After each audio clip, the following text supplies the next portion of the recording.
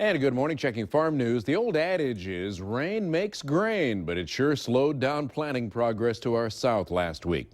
The nation's corn, 9% planted compared to 2% last week, got a 13% five-year average, but it was a little less than a lot of analysts thought. Illinois was 15% planted. Iowa came in at 7%, but it's still early in the season. There are few worries. Minnesota, though, jumping from 0 to 12% planted last week. South Dakota is at 5%. The big story, though, the jump in small grain. Spring wheat, U.S., 36% planted, more than doubling last week's 17% and a 19% average.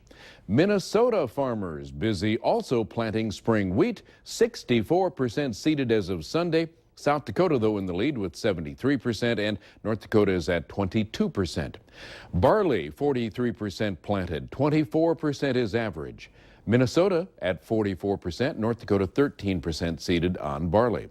Now regarding sugar beets, Minnesota 11 to 64% planted last week, and North Dakota almost as good, 12 to 53%. Here's the story on winter wheat, 16% headed compared to 6% last week at a 15% average. 42% of winter wheat was rated good to excellent, the same as a week ago. Most of the beneficial rains for the Central Plains fell over the Friday through Sunday period, and even more this morning. So next week should see a big jump in winter wheat quality in the report next week. California farmers have come under fire in recent months for the amount of water they consume. Now, many of them are feeling the need to defend themselves. Kristen Samoas has the story. California is the largest single state producer of agriculture in the nation and the main supplier of many commodities, from almonds to certain types of rice to walnuts. They're also a target for the amount of water they use in a state that doesn't have enough to go around. We definitely are. We definitely are. But I think the group of folks that are along the Sacramento River here that I work with, I think we're part of the solution. We're not part of the problem. Rice farmers and water experts explain today how they too are affected by the drought. They say consumers don't realize one drop of water on a rice field serves three purposes. First for fish, then for growing rice, and then for waterfowl. It's more than just a cutback of 25%. We have to, this year, change our diversions. Aside from a 25% cut in his water allocation, Fritz Durst has fallowed 21% of his land. And he's not alone. Economists say it's affecting commodities statewide. This year, I'm thinking we're going to idle, we don't know yet, but close to 1 million acres. A lot of acreage left idle in the Central Valley of California. Which is why farmers say, like everybody else, they're using the water they do get as efficiently as possible. And they're hoping it's something their critics will remember. This water that goes onto my land gets used 3 times. And I think that's a pretty good efficiency number when people look at it from that aspect. But the drought is taking a hit on the crop. California Rice Commission says Sacramento Valley farmers planted 23% less rice in 2014 than they did the previous year. The amount of rice planted this year won't be known until later this spring. U.S. Environmental Protection Agency says they will release the Renewable Fuel Standard volumetric requirements by the end of the year. South Dakota Soybean Association says by planning all the way through 2017, the agency will be providing some much-needed certainty to the industry.